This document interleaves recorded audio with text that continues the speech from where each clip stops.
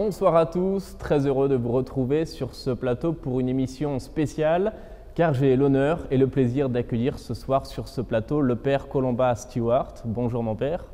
Bonjour. Vous êtes moine bénédictin de l'abbaye de Saint John au Minnesota et directeur également de HMML, Hill Museum and Manuscript Library. Votre job, si je peux dire ça comme ça, c'est de numériser des manuscrits pour les sauver lorsqu'ils sont menacés, notamment au Moyen-Orient par l'État islamique. Pourquoi est-ce que vous faites ça, mon père? Pourquoi est-ce que c'est important? Parce que je suis bénédictin.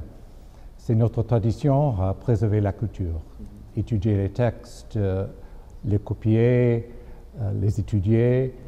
Et dans les années 60, nous avons commencé le microfilmage des manuscrits en Europe. Et après ça, nous avons commencé le grand projet de numérisation des manuscrits au Proche-Orient.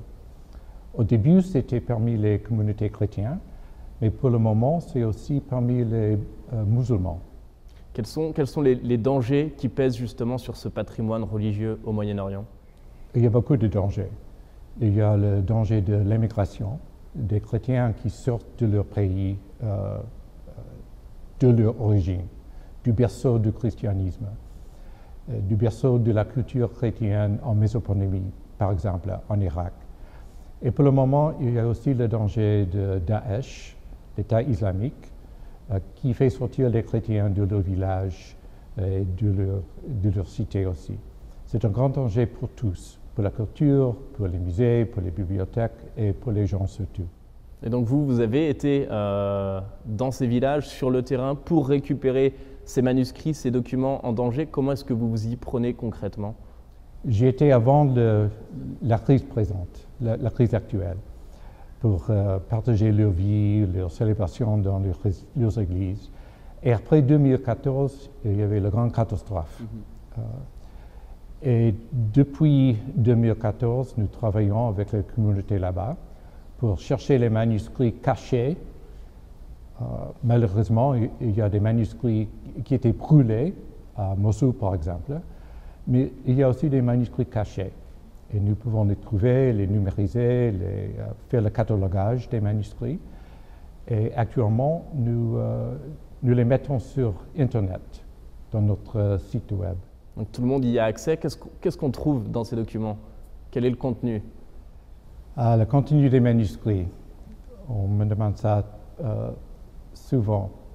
Le contenu, c'est les pensées des gens du passé, les concerns, les problèmes théologiques, les problèmes historiques, mathématiques, la philosophie, la poésie, quelquefois la musique. En effet, toutes les choses qui étaient importantes pour eux sont écrites dans les manuscrits. C'est des manuscrits donc extrêmement variés.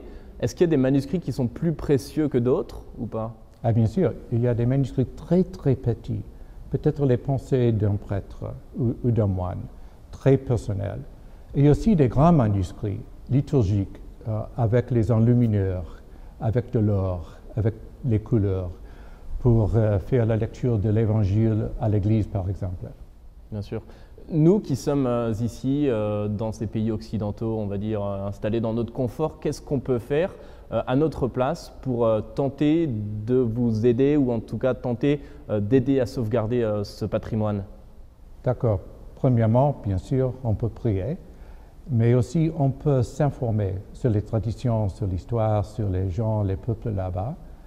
Et après ça, on peut établir peut-être des liens avec des réfugiés ici, au Canada, aux États-Unis, dans les autres pays de l'Occident. Et bien sûr, nous avons toujours besoin de l'assistance pour notre projet. Merci beaucoup, mon père, père Colomba Stewart, d'avoir été avec nous aujourd'hui et d'avoir partagé votre expérience.